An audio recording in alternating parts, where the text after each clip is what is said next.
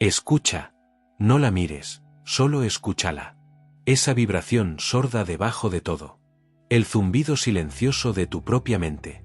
Es el motor que nunca se apaga, la máquina que calcula, predice y se preocupa en un ciclo infinito. Te han dicho que es el sonido de la responsabilidad, del progreso, de la supervivencia. Pero si te quedas quieto, si realmente prestas atención, sentirás que es otra cosa. Es el zumbido de los barrotes de una celda. Una celda que tú mismo has construido, con los materiales más sofisticados que existen, tus pensamientos. Estás aquí, ahora mismo, sentado en el centro de esa construcción. El arquitecto, el prisionero y el guardia, todo en uno. Crees que manejas los hilos, que eres el titiritero de tu propia existencia. Pero mira tus manos, ¿no sientes la tensión? ¿No sientes cómo los hilos te cortan la piel? Esta no es una historia sobre el fracaso. Es una historia sobre una victoria tan absoluta, tan perfecta, que se ha convertido en tu mayor derrota. La victoria de tu mente sobre tu ser. La victoria de la ilusión del control sobre tu libertad. La celda no tiene barrotes visibles, porque los barrotes, eres tú. El arquitecto de tu jaula es una obra maestra de la evolución. Tu mente racional. Su propósito original era noble, protegerte.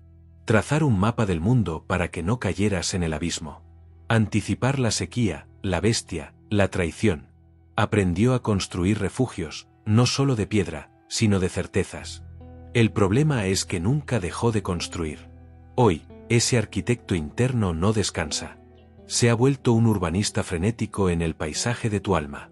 Planifica cada conversación antes de que ocurra. Diseña el futuro como si fuera un edificio, con planos detallados para tu carrera, tus relaciones, tu felicidad. Cada día es un ladrillo que debe encajar perfectamente en la pared del mañana. Vive en un estado de simulación perpetua. El ¿qué pasaría si? ¿Qué pasaría si digo esto? ¿Si tomo esa decisión? ¿Si fallo? Tu mente ejecuta millones de futuros posibles cada día, tratando de encontrar la única ruta segura, la única versión de la realidad donde nada duele, nada se rompe, nada se pierde.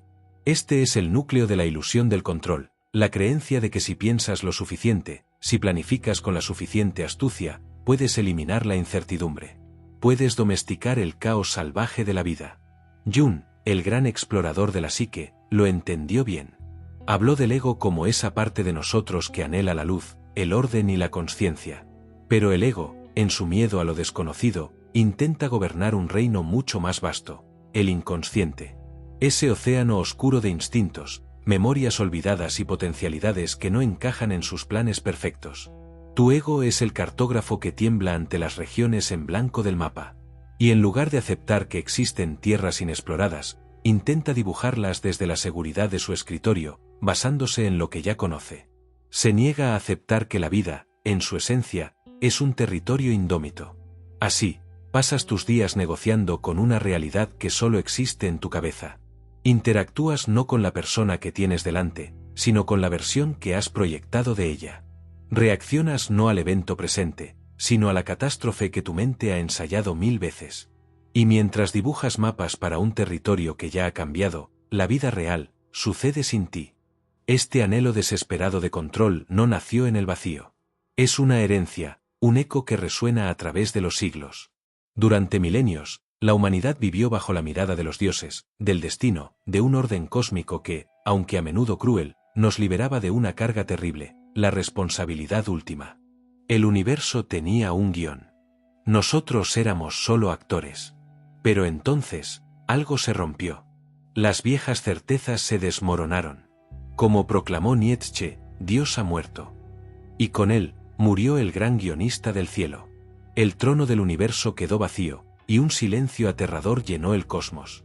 En ese silencio, la humanidad se encontró terriblemente sola y terriblemente libre. Sin un plan divino, ¿quién dirigiría el mundo? ¿Quién nos diría qué es el bien y el mal?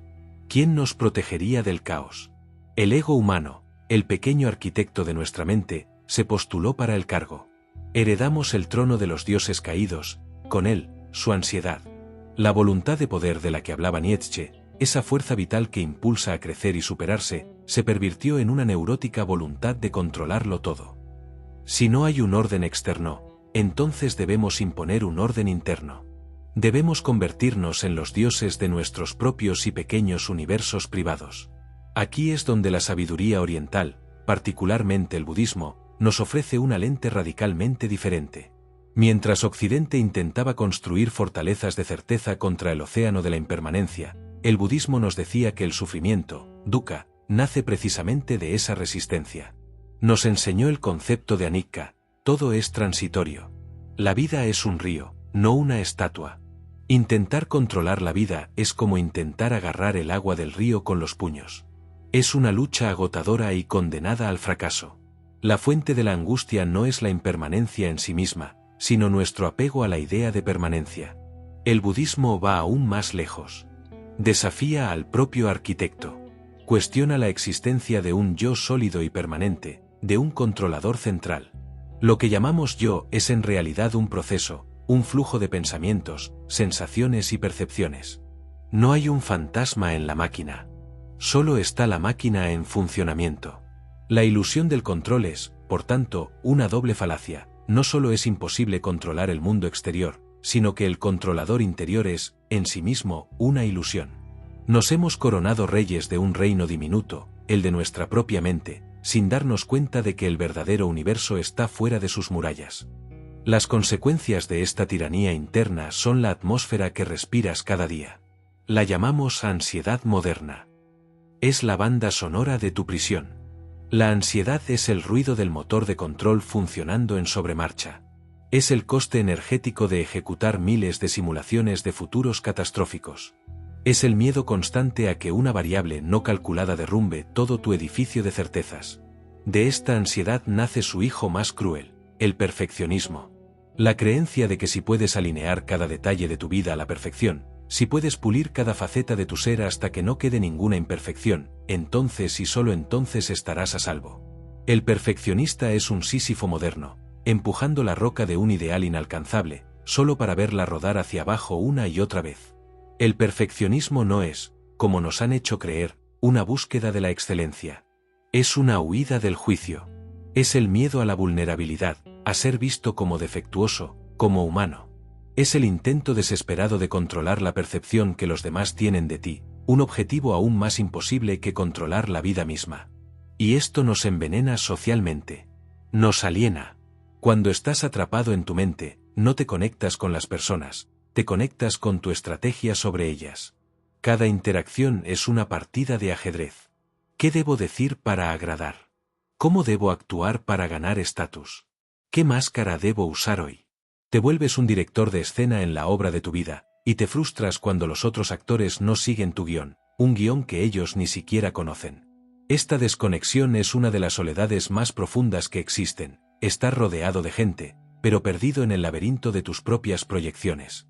Aquí, la sombra de Jung emerge con una fuerza devastadora. Todo lo que no puedes controlar de ti mismo, tu ira, tu pereza, tu tristeza, tu caos, lo reprimes. Lo arrojas a las mazmorras de tu psique.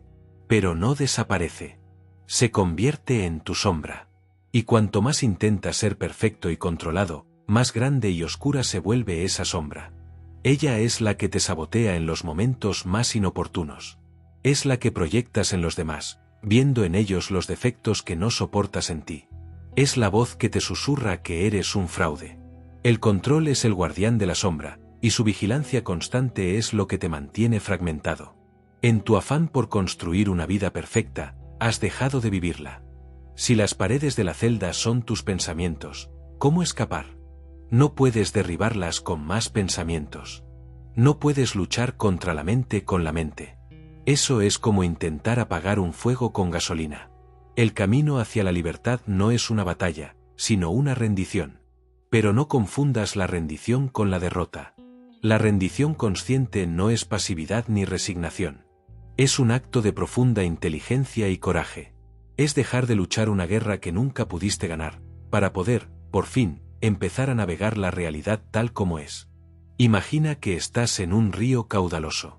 La ilusión del control es intentar nadar desesperadamente contra la corriente, agotando todas tus fuerzas para llegar a un punto fijo en la orilla.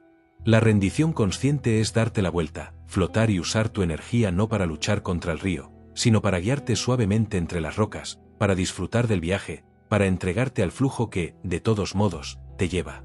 Este es el corazón de la práctica de la atención plena o mindfulness. Es anclar tu conciencia en el único lugar donde la vida realmente ocurre, el ahora. Tu respiración es el ancla. El latido de tu corazón. La sensación del aire en tu piel. Son portales directos al presente, lejos de las simulaciones del pasado y del futuro. Observar tus pensamientos sin identificarte con ellos. Verlos como lo que son, nubes que pasan por el cielo de tu conciencia. Tú no eres las nubes. Tú eres el cielo, vasto, inmutable y siempre presente. Cuando un pensamiento de control surge, debo hacer esto, ¿qué pasaría si? Simplemente lo notas. Lo etiquetas, pensamiento. Y lo dejas pasar, sin juzgarlo, sin aferrarte a él. Este es el camino hacia la individuación de Jung. Es tener el coraje de descender a las mazmorras y conversar con tu sombra. Aceptar tu imperfección, tu caos, tu vulnerabilidad. Integrar esas partes no significa dejar que te dominen, sino dejar de gastar energía en reprimirlas. Cuando abrazas tu totalidad, la guerra interna cesa. Te vuelves completo, no perfecto.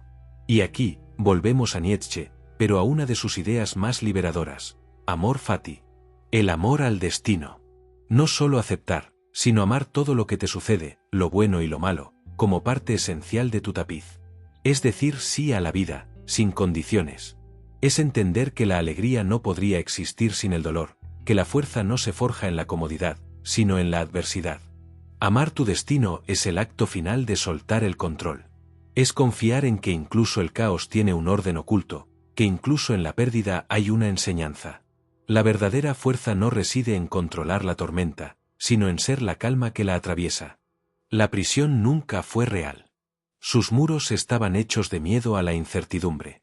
Sus guardias eran tus propias expectativas. Y el alcaide, ese ego tiránico, solo era una parte asustada de ti que anhelaba seguridad en un universo que no la ofrece. La libertad, por tanto, no es algo que debas ganar o encontrar allá afuera. Siempre ha estado aquí. En el espacio entre dos pensamientos. En la pausa entre una inhalación y una exhalación. En el permiso que te das para no saber, para no tener un plan, para ser, simplemente, un testigo del misterio. Dejar ir el control no te hará débil. Te hará invencible. No porque puedas dominar el mundo, sino porque el mundo ya no podrá dominarte a ti. La ansiedad, el perfeccionismo, el miedo, son parásitos que se alimentan de tu resistencia. Cuando dejas de resistir, se mueren de hambre. El arquitecto de tu mente no tiene por qué ser un carcelero. Puede volver a su propósito original, ser una herramienta. Un maravilloso instrumento para componer, para crear, para resolver problemas prácticos, pero no para gobernar tu alma. El trono de tu ser no pertenece a la mente pensante. Pertenece al silencio que la observa. Así que esta noche, o mañana, cuando sientas ese zumbido familiar, esa tensión en tus hombros, esa urgencia por planificar y predecir, detente. Respira. Siente el suelo bajo tus pies. Escucha los sonidos a tu alrededor. Regresa a casa, a este único momento que existe. La jaula se disolverá, no con un estruendo, sino con un susurro. Con tu propio permiso para ser libre. Deja de intentar escribir la historia. Y por primera vez, permítete ser leído por ella.